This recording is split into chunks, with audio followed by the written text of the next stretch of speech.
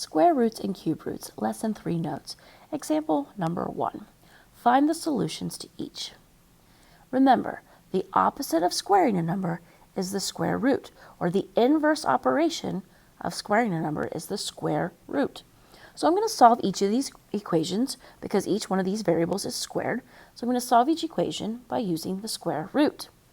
So for the first row, for A through D, this is what you would write. You would take the square root of both sides.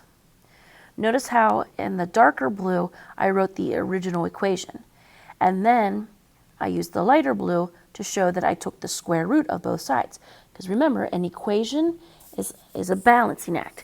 What you do to one side of an equation, you must do to the other side. You must keep it balanced. You must keep it equal. So if I'm going to take the square root of one side, I must take the square root of the other side. Pause your video and write that down. Only write that down for A through D. Okay, so let's look at A. The square and the square root would cancel out, and I would have x equals, well, I'm going to pull up my calculator. Get it over. I need to take the square root of 64. When I do that, I get 8. Now remember, square roots have 2 roots. So I can't just put 8, I must put positive and negative 8.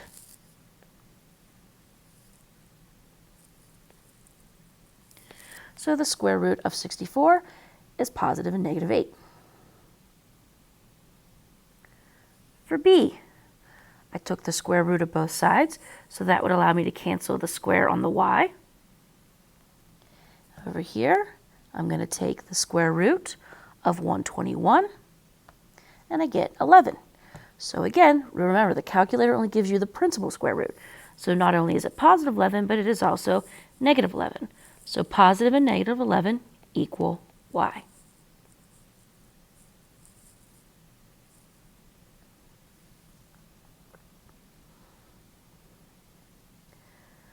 For C, I took the square root of both sides. That allows me to cancel the square and the square root.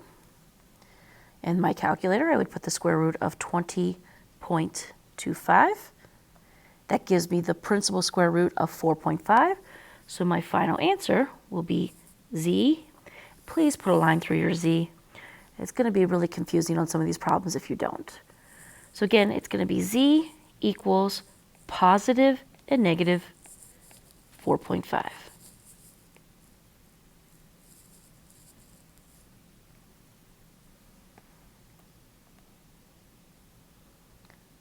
All right, D. Again, I took the square root of both sides. That allows me to cancel the square on the m.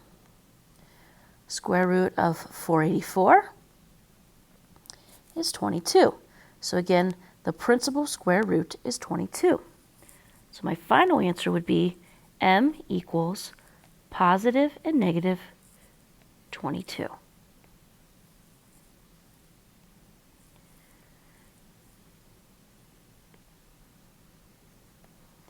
Okay, now, we've discussed before how mathematicians are lazy. So, do we want to have to rewrite the equation just to take the square root of both sides? Of course not. All right, let's make it easier on ourselves. The only reason why I showed you A through D like I did is so you would understand that we are taking the square root of both sides.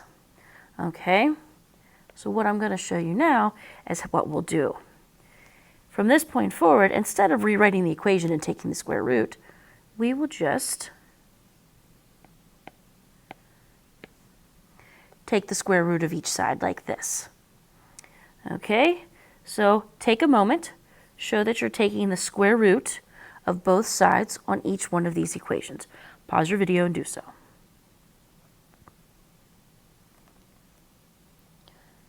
All right, for E, square root of 225 is 15. So the square and the square root cancel, and I get positive and negative 15 equals f.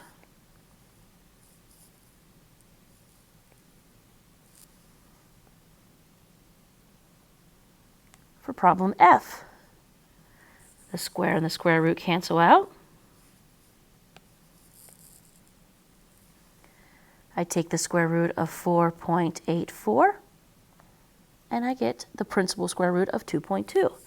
Therefore, my final answer is n equals positive and negative 2.2.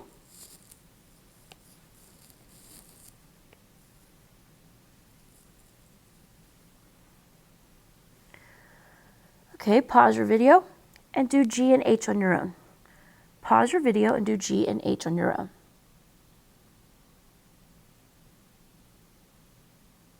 All right, G. Take the square root of both sides, so that means the square and the square root will cancel out. Square root of 196. I get the principal square root of 14, so my final answer is positive and negative 14 equals G.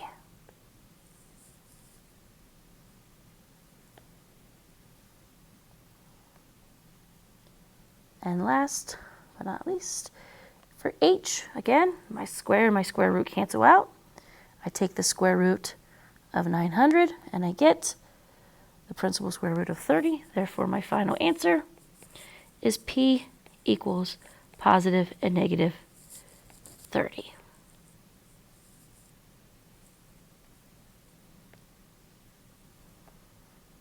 Okay. Now, the best part about example 1 was the fact that every single answer was an integer answer. In other words, the original problems all contained a perfect square. 64 is a perfect square. 2021 is a perfect square. 20.25 is a perfect square.